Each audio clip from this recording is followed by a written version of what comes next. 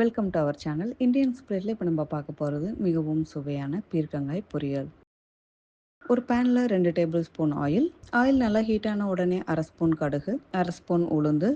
கடுகு நல்லா பொரிஞ்ச உடனே அரை ஸ்பூன் சீரகம், 3 பச்சை மிளகாய், கொஞ்சமாக கருவேப்பில். இப்போ இதை லைட்டாக மிக்ஸ் பண்ணி விட்டுடுங்க. ஒரு பெரிய வெங்காயம் பொடியாக கட் பண்ணி சேர்த்துக்கிறேன். இதுக்கு ஆனியன் பொடியாக கட் பண்ணால் தான் நல்லா டேஸ்ட்டாக இருக்கும். ஆனியன் நல்லா சுருங்கி உங்களுக்கு லைட்டாக கலர் மாற ஆரம்பிக்கணும். அது வரைக்கும் நல்லா வதக்கி விட்டுடுங்க. ஆனியன் நம்மளுக்கு நல்லா குக் ஆகிடுச்சு. இப்போ 2 பீர்க்கங்காய் தோல் சீவி கட் பண்ணி எடுத்து வச்சுருக்கேன். அதையும் இதில் சேர்த்துக்கிறேன். இதையும் நல்லா மிக்ஸ் பண்ணி விட்டுடுங்க.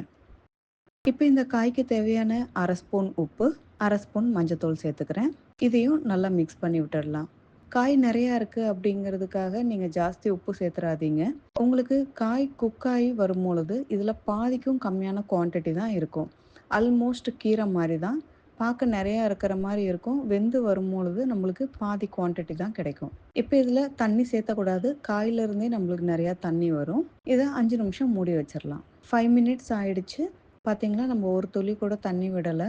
ஆனால் காயிலிருந்தே எவ்வளோ தண்ணி வந்திருக்குன்னு. இப்போ இது இன்னும் ஒரு 5 மினிட்ஸ் விடலாம்.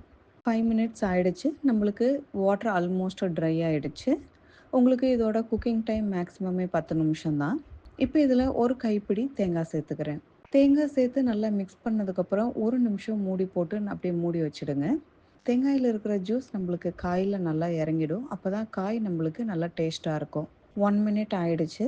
இப்போ நம்மளுக்கு மிகவும் சுவையான பீர்க்கங்காய் பொரியல் ரெடி.